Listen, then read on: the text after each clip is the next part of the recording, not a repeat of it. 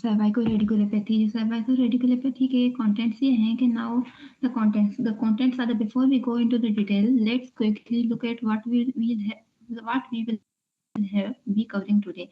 First, we will briefly revise the anatomy of the cervical spine so we understand the structures involved. After that, we will be define the cervical radiculopathy clearly. Then we will move towards the pathoanatomy. यानी exactly मतलब कौन कौन से pathological structures involve होते हैं जो nerve root compression cause करते हैं and then next we will talk about its natural history यानी कि डिजीज का progression over time and then we will discuss about the clinical presentation history और physical examination finding then we will review radiological investigations after that we will discuss about diagnosis and then finally we will discuss the treatment and rehabilitation protocol. Now let's start with the anatomy.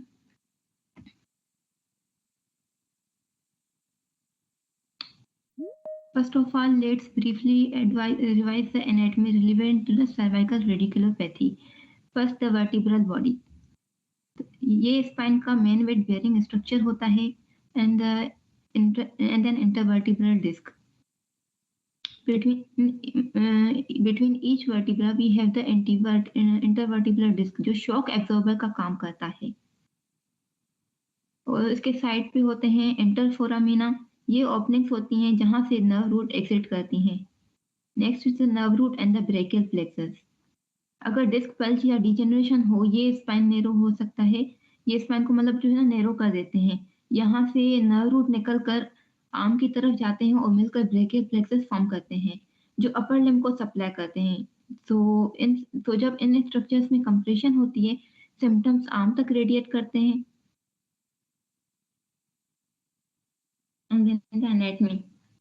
Anatomy में जो है हमारी cervical radiculopathy cervical anatomy में जो है जो cervical का हमारा मेन ज्वाइंट है उसमें 2 ज्वाइंट्स होते हैं occipital and atlantal joint and atlanto axial joint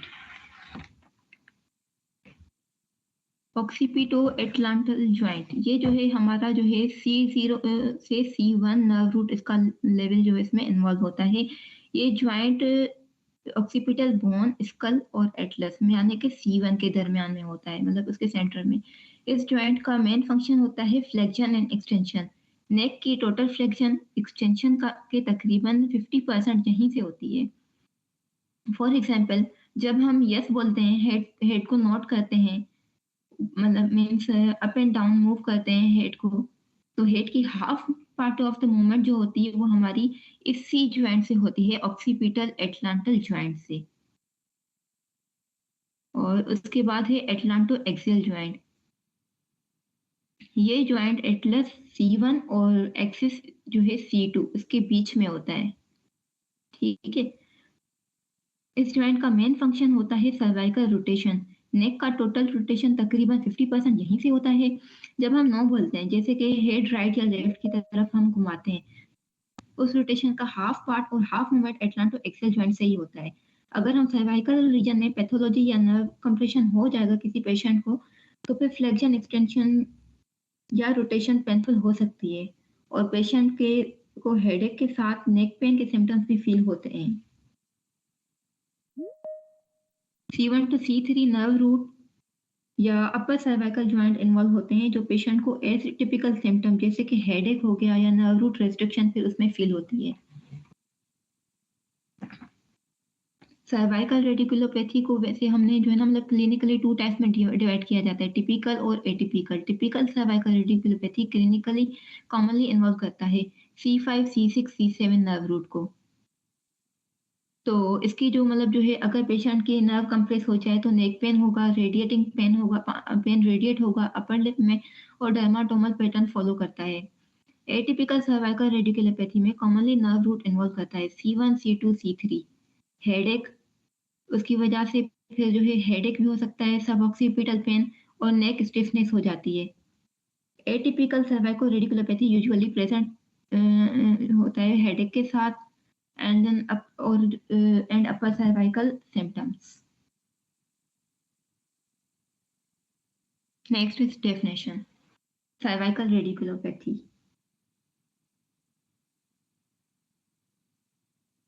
Pain in a radicular pattern in one or both extremities related to compression or irritation of one or more cervical nerve roots. Cervical radiculopathy basically एक condition है जिसमें cervical spine का nerve root compress या irritate हो जाते हैं। इस compression की वजह से पेशेंट को पेन फील होता है। तो इस वजह से फिर सिर्फ नेक तक लिमिटेड नहीं रहता बल्कि एक स्पेसिफिक रेडिकुलर पेन आर्म तक जो है ना रेडिएट करता है। Frequent signs and symptoms include varying degree of sensory, motor, and reflex changes, as well as dysesthesia, paresthesia related to nerve root. Evidence of spinal cord dysfunction, myelopathy. अब इसके sign and symptoms में क्या होता है? Pen जो है arm तक radiate करता है, रेडिकुलर पैटर्न में सेंसरी चेंजेस होते हैं, numbness, tingling, paraesthesia, motor changes में वीकनेस हो जाती है, रिफ्लेक्स चेंजेस हो सकते हैं, स्पाइनल कॉर्ड इन्वॉल्व नहीं होती, अगर होती भी है तो फिर माइलोपैथी होती है। Radiating pain the arm with motor reflex and sensory changes such as paresthesia, numbness provoked by the neck posture or movement. नेक के नर्व रूट पर कंप्रेशन की वजह से आर्म में रेडिएटिंग पेन और न्यूरोलॉजिकल चेंजेस को सर्वाइकल रेडिकुलोपैथी कहते हैं। ये सिम्टम्स यूजुअली नेक मूवमेंट या सर्टेन पोस्चर से प्रोवोक हो जाते हैं। Next is pathoanatomy. Inflammatory mediators, changes in vascular response, intranuclear edema, hypoxia. अब पैथोएनाटॉमी का मतलब है कि मतलब इसमें अंदर कौन कौन से जो है मतलब चेंजेस आते हैं जो सिम्टम्स काज कर रहे हैं। इसमें जो है इन्फ्लामेशन हो जाती है, नर्व रूट के अराउंड इन्फ्लामेटरी केमिकल रिलीज होते हैं, देन उसकी वजह से स्वेलिंग या एडिमा हो सकता है, एंड देन उसकी वजह से फिर जो है ना ऑक्सीजन कम मिलती है तो फिर पेन होता है। Cervical spondylosis, 70 to 75% of the cases that lead to decreased disc height space, degenerative changes at uncovertebral and facet joints.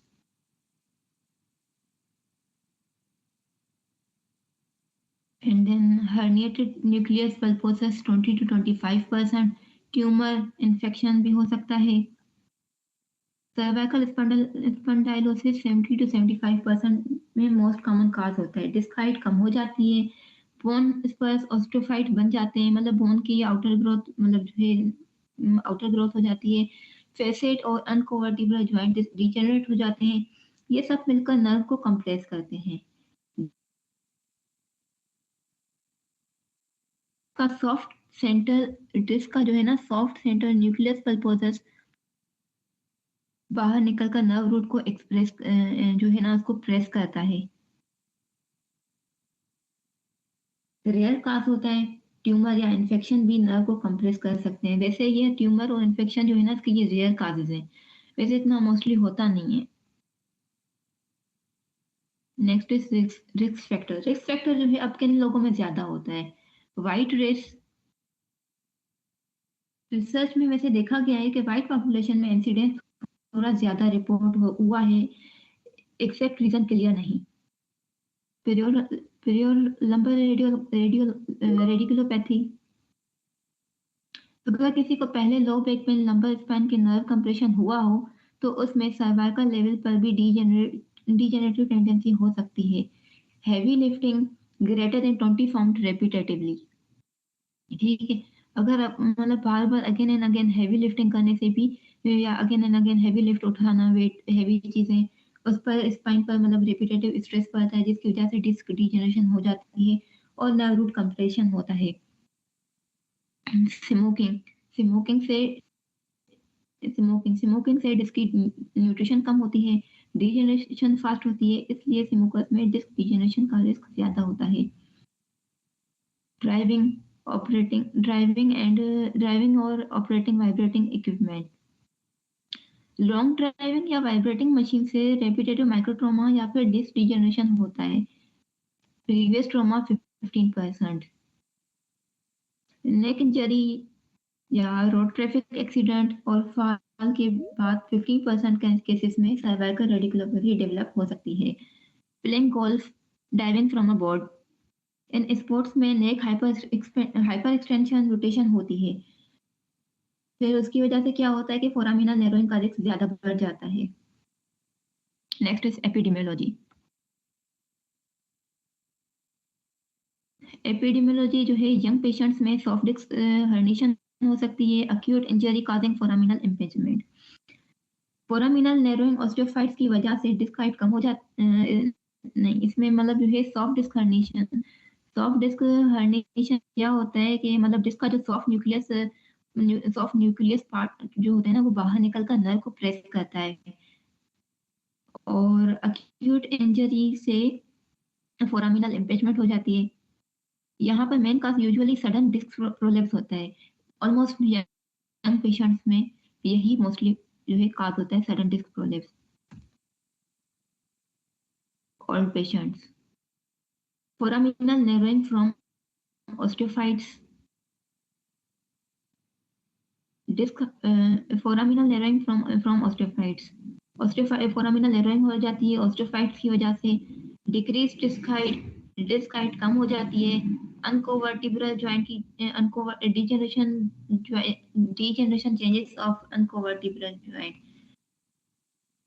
More axial neck and interscapular pen.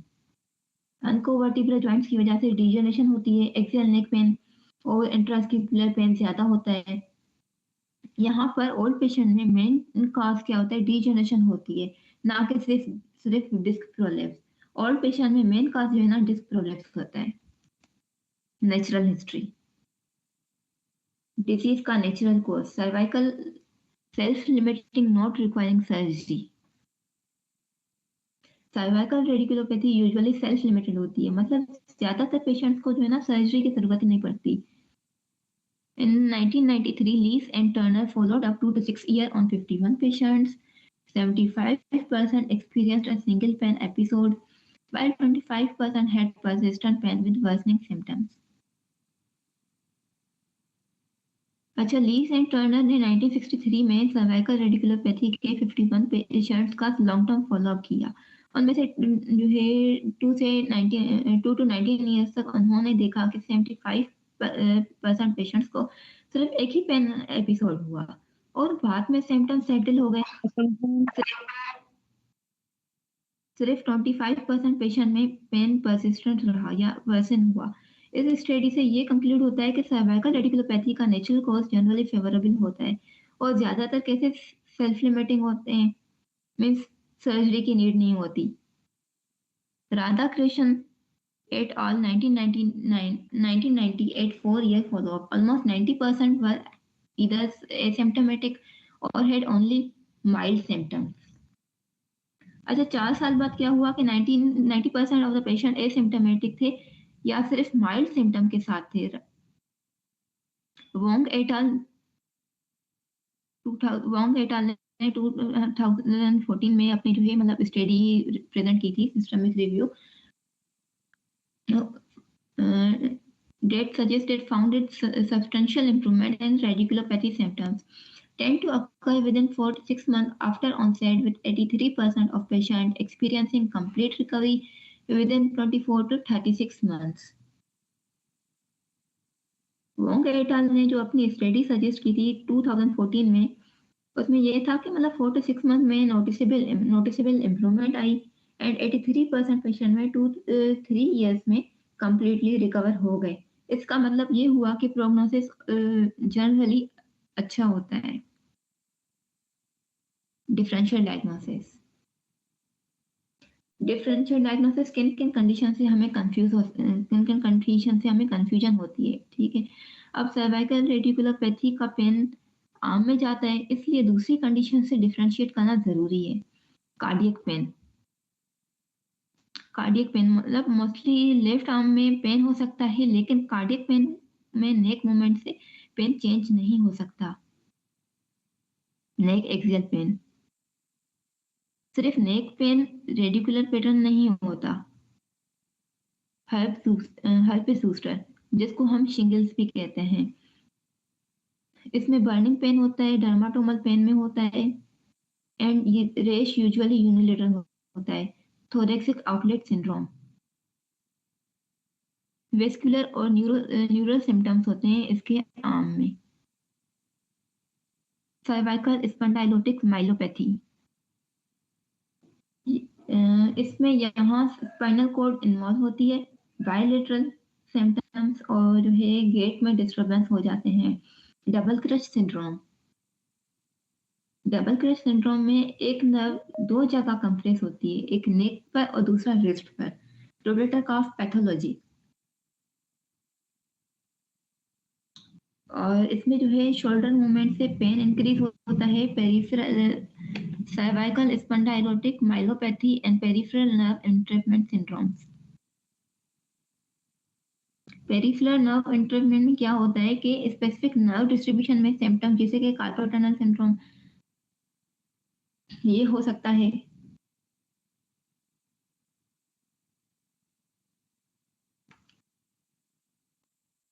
Next is clinical presentation. अब clinical presentation में patient history क्या बताता है? History में radiating pain, neck, shoulder और arm pain, sensory loss, motor deficit, reflexive changes either alone और in combination. नेक से shoulder और आर्म तक पेन जो है, मतलब नेक से जो है ना पेन, जो नेक से पेन जो है शोल्डर आर्म तक रेडिएट करता है। नमनेस और टिंगलिंग हो जाती है, सेंसरी लॉस हो जाते हैं। मोटर डेफिसिट में क्या होता है कि मसल वीकनेस हो जाती है, रिफ्लेक्स चेंजेस हो सकते हैं इसमें। ये सिम्टम्स अकेले भी हो सकते हैं या फिर कॉम्बिनेशन में। अगर डर्माटोमल पैटर्न में पेन हो तो फिर न्यूरोलॉजिकल साइंस होते हैं, तो रेडियोलॉजिकल का सस्पिशन मतलब जो है ना स्ट्रांग हो जाता है।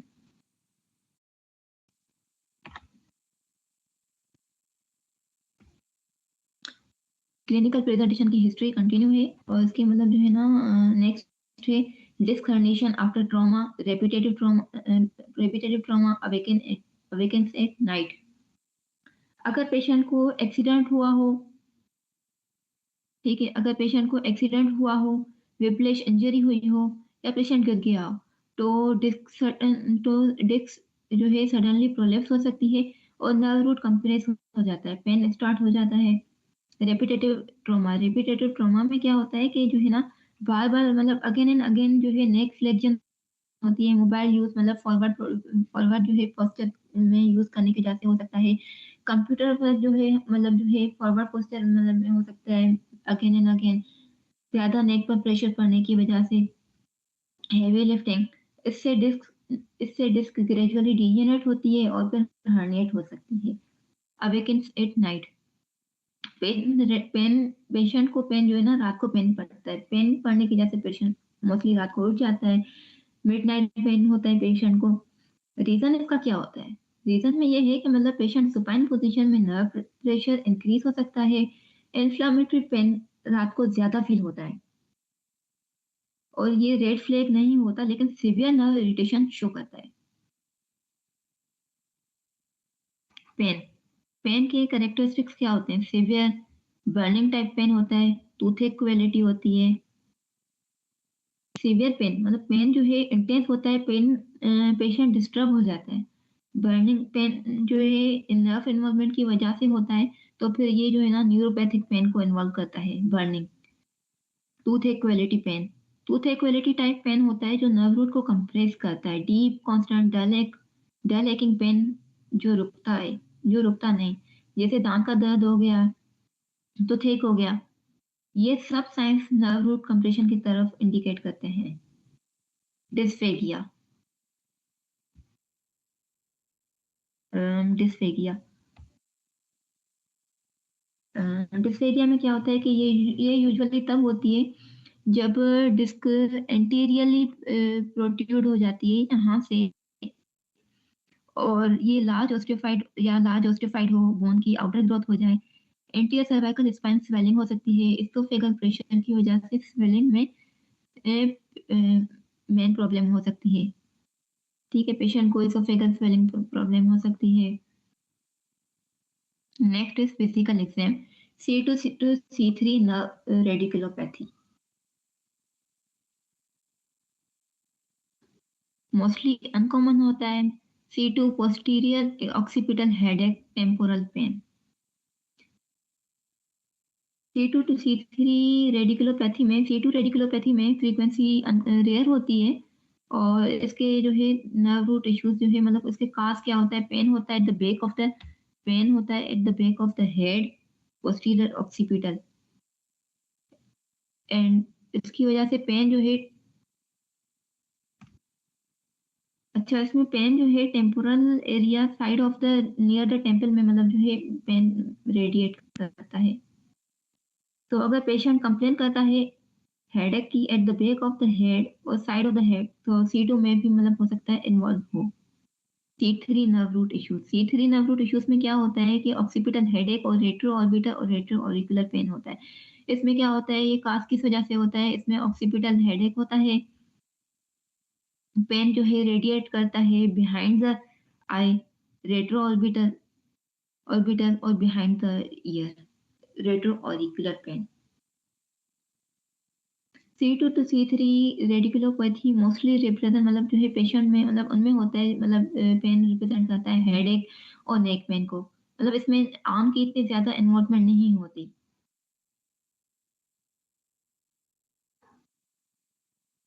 Physical exam C4 radiculopathy, C3 to C4 level पर होता है, अनकॉमन होता है, लेस देन 10% होता है, वीक डेल्टॉइड मसल्स हो जाते हैं, वेरिएबल सेंसरी लॉस होता है, pain radiating to posterior neck, trapezius and anterior chest, rule out rotator cuff diagnosis. अब इसमें लेवल अफेक्टेड होता है C2 to C4 vertebra, location होती है इसमें नेक, शोल्डर, नेक और शोल्डर एरिया, पेन होता है मोस्टली पोस्टीरियर नेक ट्रेपीजियस में, समटाइम्स एंटीरियर चेस्ट को जो है ना इन्वॉल्व करता है। अब इसमें क्या होता है कि डेल्टॉइड मसल की जो है ना इसमें वीकनेस हो जाती है, जिसकी वजह से क्या होता है, पेशेंट को डिफिकल्टी होती है अपनी आर्म, मतलब जो है लिफ्ट करने में, शोल्डर की साइडवेज से मतलब लिफ्ट करने में पेशेंट को डिफिकल्टी होती है। सेंसरी सेंसरी वीकनेस में क्या होता है, सेंसरी लॉस में, ठीक है, सेंसरी लॉस में पेशेंट को जो मतलब वेरिएबल होता है, इसमें नंबनेस होती है अराउंड द शोल्डर और नेक एरिया। अगर पेशेंट कंप्लेन, इसमें जो है ना मतलब पेशेंट किस पेशेंट जो है, मतलब मोस्टली सिनेरियो से आता है केस कंप्लेन से कि मतलब पेशेंट को नेक पेन है, रेडिएट हो रहा है शोल्डर में और डिफिकल्टी हो रही है उसको शोल्डर लिफ्ट करने में, अपना शोल्डर साइडवेज से, और उसकी वजह से उसका पेन जो है अपर पेन उसका जो है ना near the upper chest area में होता है। तो मोस्टली पेशेंट जो है C4 रेडिकुलोपैथी का, अगर नर्व रूट इसकी कंप्रेस हो जाए C4, तो फिर पेशेंट इस कंप्लेन से आता है। Next is C5 radiculopathy, C4 to C5 level affected होता है। Third most common cervical radiculopathy होती है। Weak deltoid muscle shoulder, weak deltoid muscle shoulder external rotator, perhaps biceps, bicep reflexes, pain and sensory loss. इसमें क्या होता है, lateral shoulder और lateral brachium जो है, मतलब पेन होता है लेटरल शोल्डर और लेटरल ब्रेकियम में। अब C5 रेडिकुलोपैथी में क्या होता है कि लेवल अफेक्टेड होता है C4 C5 वर्टिब्रल लेवल का। लुक, अब इसमें जो है ना पेन की लोकेशन कौन सी होती है, ठीक है, पेन की लोकेशन होती है हमारी लेटरल शोल्डर और आर्म में। फ्रीक्वेंसी जो है हमारी third most common cervical radiculopathy है। इसमें डेल्टॉइड मसल की वीकनेस हो जाती है, मेनली शोल्डर एब्डक्टर होते हैं। पॉसिबल होता है कि शोल्डर एक्सटर्नल समटाइम्स होते हैं, समटाइम्स बाइसेप्स हो सकता है वीक हों, बट नॉट ऑलवेज। ऑलवेज मतलब जो है बाइसेप वीक नहीं होते। रिफ्लेक्सेस में क्या होता है, बाइसेप रिफ्लेक्सेस जो है मतलब रिड्यूस हो जाते हैं। सेंसरी सिम्टम्स में, अच्छा सेंसरी सिम्टम्स में क्या होता है कि पेन एंड नंबनेस होती है लेटरल शोल्डर में और लेटरल अपर आर्म ब्रैकियम में। T5 रेडिकुलोपैथी मेनली अफेक्ट करता है शोल्डर मसल्स और लेटरल आर्म में।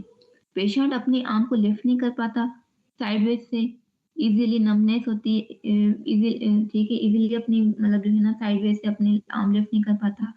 पेन या नमनेस हो सकता है आउटर शोल्डर से, और अपर आर्म की तरफ पेन, मतलब इसका पेन जो है अपर आर्म की तरफ जाता है। ठीक है, अब उसके बाद है नेक्स्ट इस C6 radiculopathy. C6 radiculopathy involve करता है C5 to C6 nerve root को। ठीक है, and it occur in the 20 to 25% of the cases. Weak biceps and wrist extensors, brachioradialis reflex होता है, pain and sensory loss, pain and sensory loss, pain होता है the radial hand and lateral brachium. ठीक है, अब इसमें क्या होता है कि पेशेंट में को जो है ना वीक बाइसेप्स होते हैं जो कि एल्बो फ्लेक्शन में डिफिकल्टी होती है, और वीक रिस्ट एक्सटेंसर्स होते हैं जो कि जिसकी वजह से जो है मतलब रिस्ट को लिफ्ट करने में मतलब जो है ना वीकनेस फील होती है पेशेंट को, और ब्रेकियोरेडियलिस रिफ्लेक्स जो है में भी रिड्यूस हो सकते हैं इसमें। And then sensory changes, pain and sensory loss. Sensory loss में मतलब जो इसमें क्या होता है कि सेंसरी चेंजेस जो आते हैं वो हमें जो है ना radial side of the hand में नजर आते हैं, जो है thumb and index finger and the lateral arm. ये थंब और जो है ना इंडेक्स फिंगर इस तरफ जो है ना पेशेंट को जो है ना वीकनेस होती है। और बाइसेप्स एल्बो को, पेशेंट जो है अपने बाइसेप्स और एल्बो को बेंड करता है और रिस्ट एक्सटेंसर को ऊपर उठाते हैं। अगर फॉर एग्जांपल अगर पेशेंट कप उठा रहा है तो उसको एल्बो बेंड और रिस्ट की पोजीशन सही तरह से कंट्रोल नहीं होती, कप उठाने में पेशेंट को जो है डिफिकल्टी होती है। एल्बो और रिस्ट की मूवमेंट वीक होने की वजह से लिफ्टिंग एक्शन अफेक्टेड होती है। Next is C7 radiculopathy. Most common nerve root इसमें इन्वॉल्व होते हैं C6 to C7 level.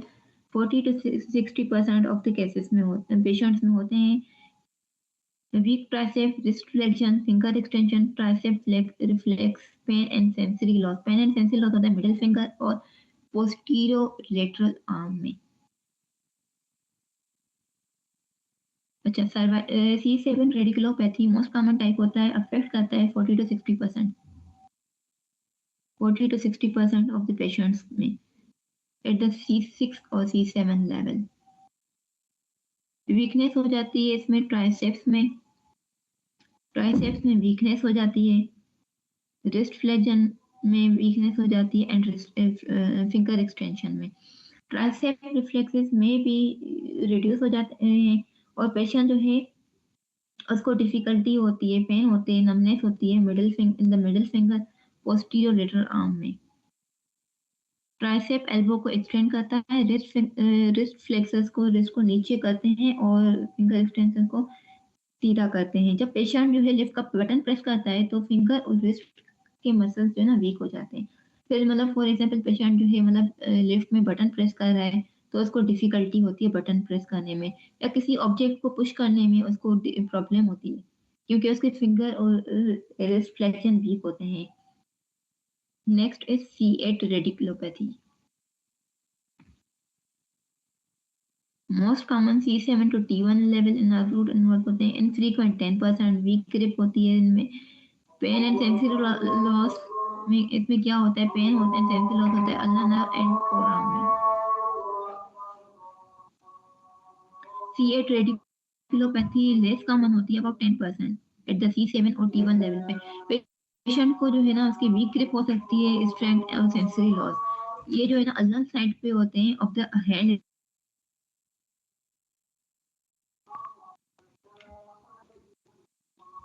T1 radiculopathy, T1 neurologic level को ये इन्वॉल्व करता है। T1 to T लेवल पे होता है very uncommon weak hand intrinsic pain and sensory loss. Pain and sensory loss होता है अल्नर फोरआर्म एंड एल्बो में। ठीक है, अब फाइनली जो है T1 रेडिकुलोपैथी। T1 रेडिकुलोपैथी ये बहुत रेयर होता है, रेयर केसेस में होता है, और ये अफेक्ट करता है हैवी हैंड के इंट्रिंसिक मसल्स को। सो फाइन हैंड मूवमेंट्स जो होती हैं हमारी वीक हो जाती हैं।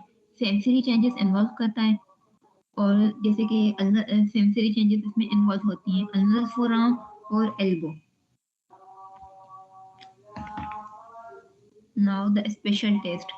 अब हम जो है स्पेशल टेस्ट जो है इसमें सर्वाइकल रेडिकुलोपैथी को असेस करने के लिए कुछ स्पेशल टेस्ट करते हैं कि जो है मतलब हमें पता लगे कि सर्वाइकल रेडिकुलोपैथी पॉजिटिव है कि negative. Spurling test. Neck extension plus neck extension and then rotation, downward pressure on head, positive finding, eliciting reproduction of radicular pen into ipsilateral arm of head rotation. 40 to 60% of sensitivity, 85 to 90% specificity. अच्छा, इसमें क्या होता है, patient का head extend, इसमें first of all हम जो है ना पेशेंट का हेड एक्सटेंड करेंगे, मतलब पेशेंट के हेड को थोड़ा सा पीछे ले जाएंगे एंड देन रोटेट करके घुमाएंगे, इसका मतलब towards the affected side. Patient जो है सिटिंग पोजीशन में होगा और थेरापिस्ट जो है जेंटली डाउनवर्ड प्रेशर अप्लाई करता है उसके हेड पर। अगर पेशेंट के रेडिकुलर पेन होता है उसको उसी सेम आर्म में, तो फिर पेन प्रोड्यूस होता है उसी सेम साइड पे, तो फिर टेस्ट पॉजिटिव है। सेंसिटिविटी 40 to 60% होती है इसमें, मतलब 40 to 60% केसेस में ये टेस्ट पॉजिटिव होता है। स्पेसिफिसिटी 85 to 90%, अगर पॉजिटिव हो ज्यादा चांसेस है कि रियल रेडिकुलोपैथी है। Shoulder abduction. While sitting, patient place hand on affected side, affected extremity on head, support of extremity in scapular plane. Positive test is reduction of symptom, 40 to 50% sensitivity, 80 to 90% specificity, fair to moderate reliability. Shoulder abduction test. Patient जो है हमेशा sitting position में होता है, patient और therapist जो है उसके बिहाइंड द पेशेंट होगा। पेशेंट जो है सिटिंग पोजीशन में होगा, उसके अफेक्टेड आर्म का हैंड जो है हेड पर रखते हैं, सपोर्ट आर्म करेंगे उसको स्केपुलर प्लेन में। अगर पेशेंट को जो है सिम्टम्स उसके रिड्यूस हो रहे हैं तो फिर टेस्ट पॉजिटिव है। सेंसिटिविटी इसकी होती है 40 to 50%, मतलब 40 to 50% केसेस में ये टेस्ट पॉजिटिव होता है। स्पेसिफिसिटी इसकी होती है 80 to 90%।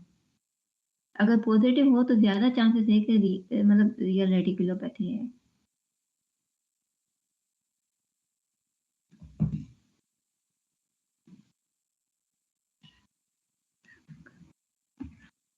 Next is neck distraction. Supine patient जो is supine patient, gentle manual axial distraction up to 30 pound. Positive response, reduction neck and limb symptoms. 40 to 50% sensitivity, 90% specificity, moderate reliability. ठीक है। अब इसमें क्या होता है, नेक डिस्ट्रक्शन टेस्ट में patient हमेशा सुपाइन पोजीशन में होता है, पोजीशन में होता है। थेरापिस्ट जेंटली जो है एक्सियल ट्रैक्शन हेड को मतलब जो है थोड़ा अपवर्ड मतलब जो है पुल करता है, अप्लाई प्रेशर अप्लाई करता है अप टू 30 पाउंड तक पेशेंट मतलब जो है थेरापिस्ट प्रेशर अप्लाई करता है। पॉजिटिव टेस्ट तब होगी जब मतलब अगर जो है पेशेंट के नेक और लिम्ब की पेन रिड्यूस हो जाए, अगर पेशेंट के नेक और लिम्ब का पेन रिड्यूस हो जाए तो फिर पॉजिटिव टेस्ट होती है। सेंसिटिविटी इसकी होती है 40 to 50% एंड 90% इसकी स्पेसिफिसिटी होती है। ये टेस्ट रियली पॉजिटिव होता है, लेकिन अगर पॉजिटिव हो तो इसका नर्व रूट इन्वॉल्व होता है, मीन्स इसके नर्व रूट में प्रॉब्लम होती है। Next is Valsalva manual. Reproduction of radicular pen with forced expiratory effort with mouth and nose closed. Low sensitivity 22%, high specificity 94%. Patient knows और माउथ बंद करके forcefully breathe out करता है, ठीक है। अगर रेडिकुलर पेन रिप्रोड्यूस होता है तो ये पॉजिटिव टेस्ट हो गया। सेंसिटिविटी इसकी लो होती है 22% और स्पेसिफिसिटी इसकी हाई होती है 94%। ये टेस्ट भी रेयरली होता है। अगर ये टेस्ट पॉजिटिव हो तो फिर नर्व रूट इन्वॉल्व होती है। Next is upper limb tension test, reproduction of radicular pain with scapular depression, shoulder abduction, forearm supination, wrist and finger extension, shoulder external rotation, elbow extension, contralateral followed by ipsilateral, cervical lateral flexion। 70 to 90% sensitivity होती है इसमें, 50 to 30% specificity होती है, ठीक है। अब अपर limb tension test जो है हम जो है सर्वाइकल रेडिकुलोपैथी को जो है असेस करने के लिए करवाते हैं, ठीक है। अब इसमें क्या होता है, फर्स्ट ऑफ ऑल हम पेशेंट के स्केपुला को डिप्रेस करेंगे, ठीक है। पेशेंट के स्केपुला को डिप्रेस करेंगे, पेशेंट के स्केपुला को डिप्रेस करने के बाद शोल्डर को हम एब्डक्ट करेंगे। शोल्डर के को एब्डक्ट करने के बाद हम फोरआर्म को हम जो है सुपिनेट करेंगे। फोरआर्म को सुपिनेट करके रिस्ट एंड फिंगर की हम एक्सटेंशन करवाएंगे। शोल्डर को एक्सटर्नली रोटेट करेंगे। एल्बो एक्सटेंशन करवा के सर्वाइकल लेटरल फ्लेक्शन होगी। कॉन्ट्रालेटरल पहले करवाएंगे, फिर एप्सिलेटरल होगी, ठीक है। अगर पेन रिप्रोड्यूस हो आर्म में तो फिर पॉजिटिव टेस्ट होता है। सेंसिटिविटी 70 to 90% होती है, ये मोस्ट सेंसिटिव होता है। स्पेसिफिसिटी इसकी होती है 15 to 30%, मतलब ये ज्यादा स्पेसिफिक नहीं होता। ये टेस्ट नर्व स्ट्रेच करता है, अगर पेन आए तो नर्व रूट अफेक्टेड होता है। Next is radiology. अच्छा, रेडियोलॉजी में इंक्लूड रेडियोग्राफ मीन्स इसमें एक्सरे भी आ जाता है, CT scan, CT myelogram, MRI. Plain radiograph, plain radiography.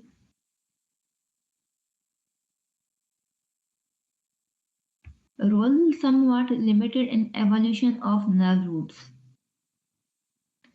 Limited in evaluating nerve root directly means कि nerve root soft tissues होते हैं, एक्सरे उनको क्लियरली नहीं दिखाता, ठीक है। Initial study to rule out stability और पैथोलॉजिक चेंजेस इन बोन। सबसे पहले हम प्लेन एक्सरे करते हैं ताकि सर्वाइकल स्पाइन की बोन्स और अलाइनमेंट चेक कर सकें और इनस्टेबिलिटी या पैथोलॉजिकल चेंजेस, बोनी चेंजेस जैसे कि फ्रैक्चर या बोन स्पर्स रूल आउट कर सकें। An oblique view can show narrowing of neuroforamina secondary to degenerative changes। Oblique view में क्या होता है कि स्पेशल एंगल एक्सरे से हमें न्यूरोफोरामिना नेरोइंग दिख सकती है, ठीक है।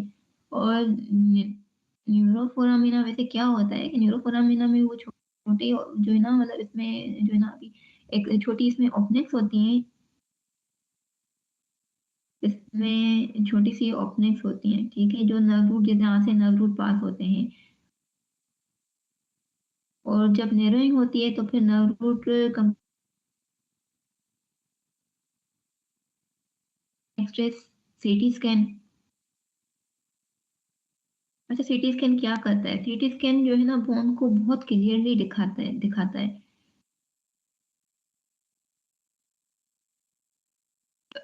More sensitive than MRI to bony changes, limited ability to detect soft tissues, lesion, ionizing radiation।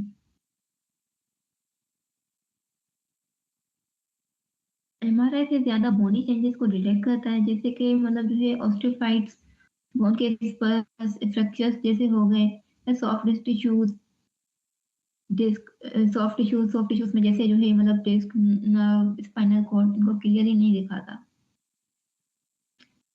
But ये जो है ना एमआरआई से ज्यादा बोनी चेंजेस डिटेक्ट करता है। इसमें रेडिएशन होती है, आयोनाइजिंग रेडिएशन होती है इसमें। सीटी स्कैन स्पेशली जो है यूजफुल तब होता है जब हमने बोन रिलेटेड प्रॉब्लम देखनी हो, जैसे कि फ्रैक्चर या फिर जो है बोनीज पर, लेकिन सॉफ्ट टिश्यूज एवोल्यूशन के लिए एमआरआई बेटर होता है। इसमें रेडिएशन एक्सपोजर होता है। सीटी माइलोग्राम। Myelography followed by CT scan better detect bone and space occupying lesion, risk radiation and infection. अच्छा, सीटी माइलोग्राम में क्या होता है, पहले contrast contrast die spinal canal में इंजेक्ट करते हैं माइलोग्राफी, फिर सीटी स्कैन करते हैं। क्यों करते हैं? ठीक है, अब हम सीटी जो है ना सीटी माइलोग्राम में से हम करवाते क्यों हैं? क्योंकि ये बोनी लीजन और स्पेस ऑक्यूपाइंग लीजन ट्यूमर जैसे कि मतलब ट्यूमर हो गया, सर्व डिस्क बल्ज हो गया, इनको बेटर डिटेक्ट करता है।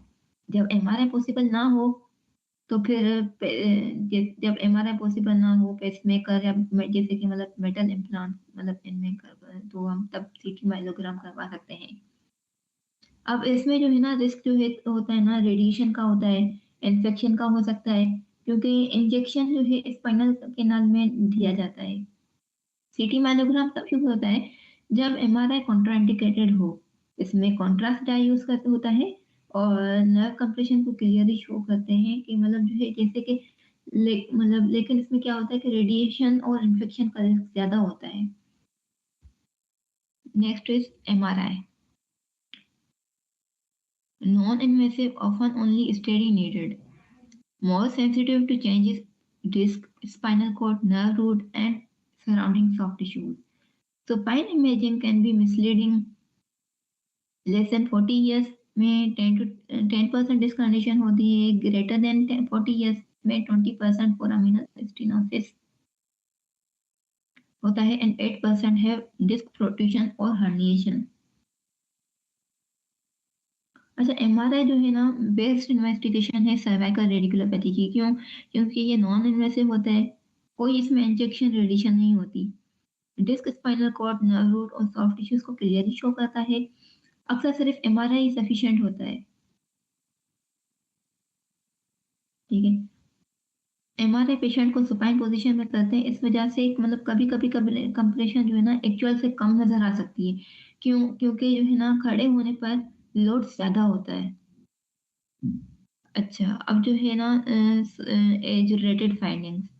एज रिलेटेड फाइंडिंग्स में क्या होता है कि लेस देन 40%, 10% लोगों में डिस्कंडीशन मिल सकती है even without symptoms. Greater than 40 years 20% में फोरामिनल स्टेनोसिस होती है एंड 8% में डिस्क प्रोट्रूजन या हर्निशन हो सकती है। मतलब एमआरआई पे जो एब्नॉर्मलिटी दिखे, जरूरी नहीं कि पेशेंट सिम्टोमेटिक हो। एज के साथ साथ मतलब कि ऐसा होता है कि एज के साथ साथ डीजेनरेशन चेंजेस जो है ना ज्यादा कॉमन हो जाते हैं, इसलिए एमआरआई फाइंडिंग्स को हमेशा क्लिनिकल सिम्टम्स के साथ कोरिलेट करना जरूरी होता है। Next is management goals. Reduce pain and inflammation, relieve nerve root compression, restore mobility and strength, prevent recurrence through posture correction and education। जब हम सर्वाइकल रेडिकुलोपैथी को ट्रीट करते हैं तो हम मतलब हमारे जो है मतलब 4 मेन गोल्स होते हैं, जैसे कि मतलब इसमें रिड्यूस पेन को कम करते हैं और इन्फ्लेमेशन को रिड्यूस करना, नर्व रूट कंप्रेशन रिलीव करना। जैसे कि मतलब नर्व कंप्रेस हो जाती है तो उस पर मोस्टली जो है ना नर्व पर प्रेशर पड़ता है, तो उसका हमारा मेन गोल क्या होता है कि नर्व रूट को पर जो प्रेशर पड़ रहा है उसको मतलब रिड्यूस करें। मोबिलिटी और strength, restore mobility and strength, restore mobility strength improve करना, जैसे नेक की मूवमेंट एंड मसल की मूवमेंट को मतलब जो है ना हम नॉर्मल कर सकते हैं, मतलब पेशेंट जो है अपने बैक टू एडीएलएस पे आ जाए। ठीक है, recurrence, prevent recurrence through posture correction and education.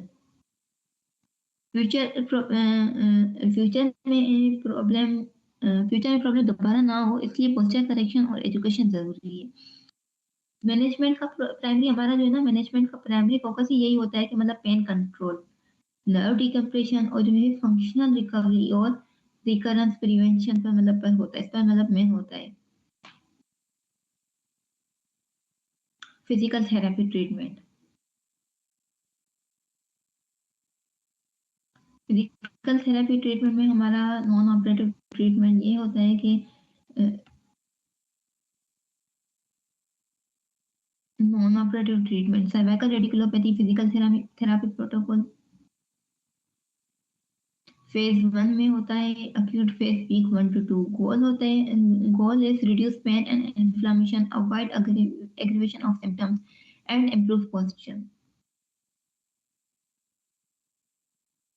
ज्यादातर केसेस जो है ना बिना सर्जरी के ही ठीक हो जाते हैं, ठीक है। नॉन ऑपरेटिव ट्रीटमेंट में जो है ना पेशेंट के हमारे जो है ना मतलब ज्यादातर पेशेंट के केसेस बिना सर्जरी के ही ठीक हो जाते हैं।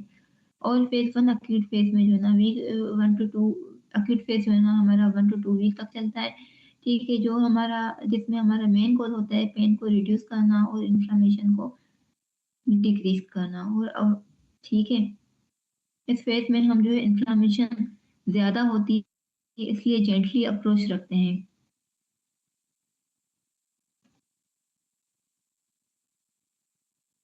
पेन मैनेजमेंट,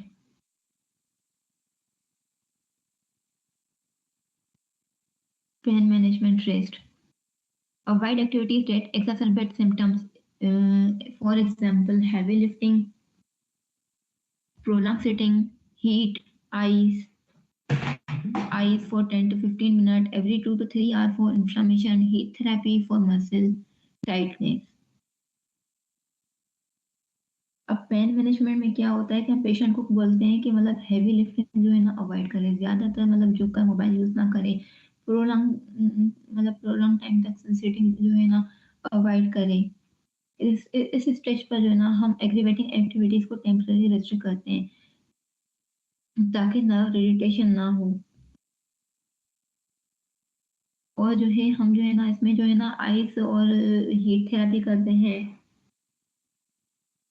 आइस तब करते हैं जब मतलब स्वेलिंग हो या इन्फ्लामेशन हो 10 to 15 मिनट्स तक 2 to 3 after every 2 to 3 hours.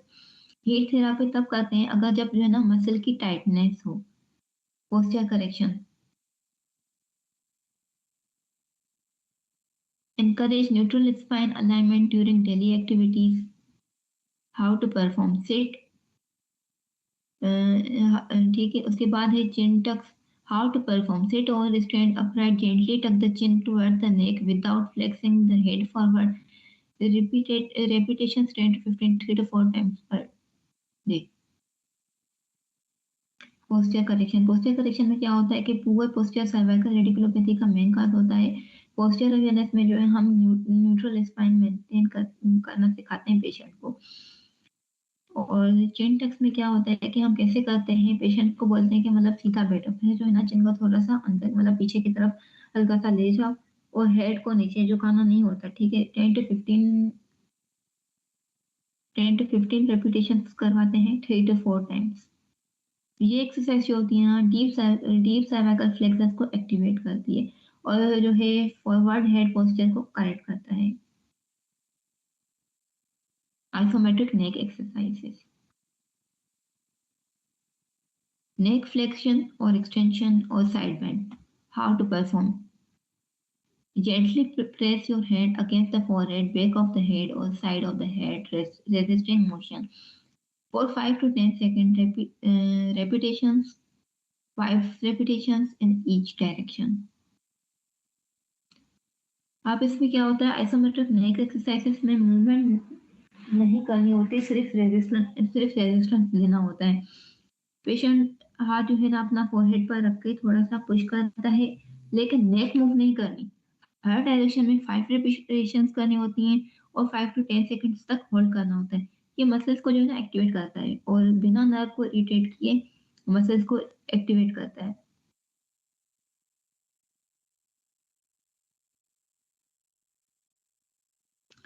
Phase 2 सब अक्यूट फेज, वीक 3 to 6। सब अक्यूट फेज जो है 3 to 6 वीक तक होता है। Goals, increase mobility and begin strengthening, maintain postural correction, continue with posture and pain management, chin tucks and scapular excuses, continue exercises from phase 1 but increase hold time to 10 seconds. Modalities ice therapy, heat therapy is needed for pain management.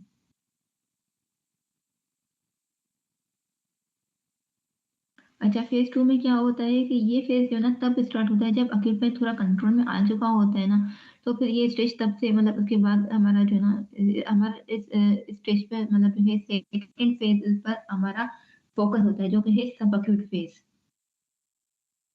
इसमें नेक की mobility को हम improve करते हैं, muscles को gradually strong बनाना होता है, posture को करेक्ट रखना होता है।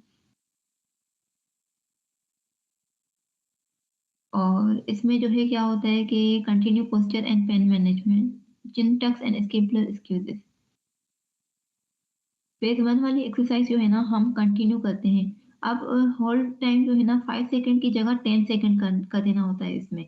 डीप नेक फ्लेक्सस को ये स्ट्रॉन्ग हो करता है, फॉरवर्ड हेड पोस्चर इंप्रूव होते हैं, नर्व रूट पर प्रेशर कम होता है। इस स्टेज में हम एक्सरसाइज को थोड़ा-सा मतलब जो है ना प्रोग्रेस करते हैं by increasing hold time to improve endurance और पोस्चरल मसल्स। मॉडलिटीज में है ice therapy and heat therapy if needed हो। अगर पेन हो तो आइस इन्फ्लामेशन के लिए देते हैं, और जो है हीट जो है मसल टाइटनेस के लिए। ये सिर्फ सपोर्टिव ट्रीटमेंट होता है, मेन फोकस जो है ना हमारा एक्सरसाइज पर ही होता है। Range of motion exercises, progressive range of motion exercise increase range of motion by incorporating side to side rotation and extension while seated with support. Repetitions, 2 set of 10 repetitions 3 times per day. अब हम सिर्फ इसमें क्या करते हैं कि gentle movement नहीं करते बल्कि थोड़ा सा ज्यादा रेंज इंट्रोड्यूस करते हैं। मतलब इसमें क्या होता है कि progression side to side rotation होती है, करवाते हैं, नेक को राइट और लेफ्ट तरफ रोटेट करते हैं, एक्सटेंशन करवाते हैं, मतलब मीन्स नेक को थोड़ा-सा बैकवर्ड टाइप थोड़ा-सा बैकवर्ड ले जाते हैं। पेशेंट सीटेड होता है विद बैक सपोर्ट। पेशेंट को हमेशा जो है ना मतलब बैक सपोर्ट के साथ मतलब जैसे पेशेंट को मतलब बिठाना है। Pain free range pain free range में करना है इसको, मतलब ठीक है। रेपिटेशंस इसके जो है 2 सेट्स होते हैं, 10 repetitions 3 times per day. During सब एक्यूट फेज जो है हम क्या करते हैं ग्रेजुअली इंक्रीज करते हैं cervical range of motion by adding जो है मतलब इसमें जो है रोटेशन और extension in a supported sitting position.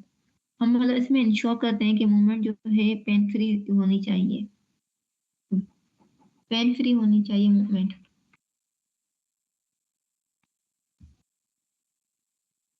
Stretching, upper trapezius and levator scapular stretch. How to perform? Sit upright, tilt your head to one side and gently pull with the opposite hand for a deeper stretch. Repetitions 20 to 30 seconds hold, 3 to 5 repetitions each side. Strengthening exercise. This resisted isometric. How to perform? Use a resistant band or manual resistance to gently resist neck flexion extension, lateral bending and rotation. Repetitions 10 repetitions 2 sets per day.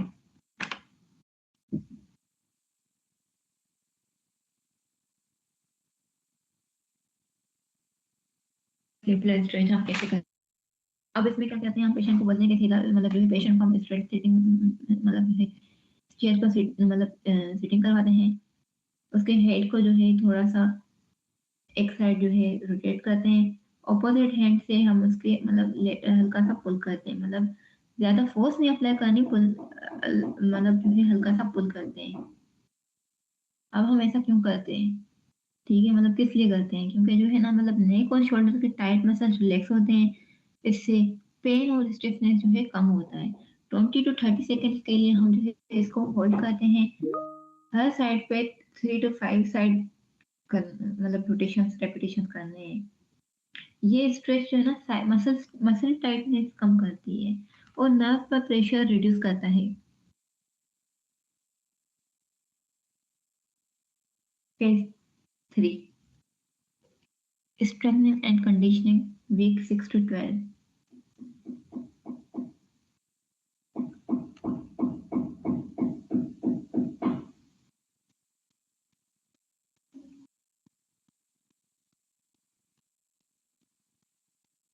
Strengthening exercise में क्या होता है कि resisted isometrics होते हैं. How to perform, use a resistant band और manual resistant to gently resist neck flexion, extension, lateral bending and rotation. Repetitions होती है इसमें 10 रिपीटेशंस 2 सेट पर डे. ठीक है. अब इसमें क्या होता है कि स्ट्रेंथनिंग एक्सरसाइज में रेजिस्टेड आइसोमेट्रिक हम कैसे करते हैं कि इसमें यूं होता है कि मतलब रेजिस्टेंट बैंड या अपने हाथ अपना मतलब जो है ना पेशेंट का अपना हाथ जो मतलब थेरापिस्ट अपना हैंड भी यूज कर सकता है. नेक को फॉरवर्ड और थोड़ा बैकवर्ड साइड जो है रोटेट करना है. रोटेट करना है. पेशेंट को बोलेंगे उसकी तरफ जो है मतलब रोटेट करें. लेकिन जो है हम अपना हाथ जो है ना हाथ से जो ना रेजिस्टेंस देंगे. मूवमेंट ज्यादा नहीं होनी चाहिए. जस्ट प्रेशर अप्लाई करना है. ये जो है इस मूवमेंट से क्या होता है कि जो ना डीप नेक मसल्स जो है ना स्ट्रॉन्ग होते हैं. ज्वाइंट स्टेबिलिटी इंप्रूव होती है. 10 रेपिटेशन होते हैं 2 सेट पर डे करवाने हैं. आइसोमेट्रिक एक्सरसाइजेस से मूवमेंट की बगैर मसल एक्टिवेशन होती है जो अर्ली स्टेज में जो है ना मतलब सेफ होती है. Next is phase 3. Phase 3 strengthening and conditioning. Goal is restore full strength, stability, and prevent recurrence. Strength progression.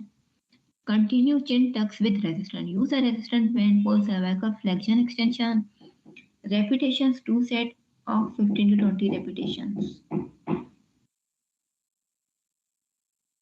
अब इसमें जो है हमारा गोल क्या होता है कि फुल स्ट्रेंथ रिस्टोर करना होता है और फुल रिकरेंस प्रिवेंट करना होता है. स्ट्रेंथनिंग प्रोग्रेशन में हम क्या करते हैं चिन टक करवाते हैं विद रेजिस्टेंस के साथ. चिन टक कर पेशेंट को बोलते हैं अपनी चिन टक करो. डबल चिन मतलब जैसे जैसे डबल चिन बनाते हैं ना वैसे पेशेंट को हम सजेस्ट करें कि वैसे करें. पेशेंट को बोलेंगे अब रेजिस्टेंट बैंड यूज करना है. ठीक है. अब सर्वाइकल फ्लेक्शन जो है और एक्सटेंशन दोनों मतलब इसमें जो है ना दोनों ट्रेंड करते हैं. 2 सेट रेपिटेशन होते हैं इसके. नहीं इसके 2 सेट्स करवाने हैं और 15 to 20 रेपिटेशन करवाते हैं. इससे क्या होता है डीप नेक फ्लेक्सर्स को जो है ना स्ट्रॉन्ग हो जाते हैं. Next is core strengthening. Planks begin with forearm plank for 10 to 20 seconds, gradually increasing the hold time. Repetitions 3 sets. अब ये कैसे करना है. फोरआर्म प्लैंक से जो है ना स्टार्ट करते हैं 10 to 20 सेकेंड्स तक होल्ड करते हैं.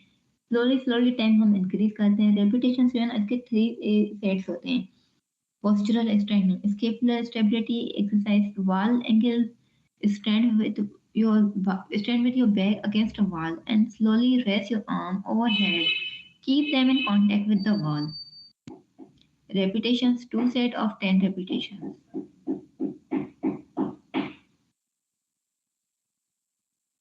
अब इसमें क्या होता है कि पोस्चरल स्ट्रेंथनिंग में जो है ना वॉल एंगल्स हम कैसे कर पेशेंट को हम कैसे बोलते हैं मतलब कैसे करवाना है. पेशेंट को बोलते हैं कि मतलब जो है ना बैक वॉल के साथ लगकर खड़ा हो मतलब जो है खड़े हो जाए. आर्म को वॉल के कांटेक्ट में रखकर स्लोली ऊपर ले जाए. ठीक है. इस तरीके से जो है ना इसके 2 सेट्स करवाने हैं और 10 रेपिटेशंस. ये स्केपुलर स्टेबिलिटी और पोस्चर दोनों को इम्प्रूव करता है. Next is functional exercises. Arm and neck conditioning drill. Incorporate light resistance and coordination exercise for daily tasks like reaching or lifting. Light resistance के साथ रीचिंग और जो है लिफ्टिंग प्रैक्टिस करवा सकते हैं. डेली एक्टिविटी स्टिमुलेशन करवा सकते हैं जैसे कि डेली एक्टिविटीज हो गई वैसे करवा सकते हैं. Thank you.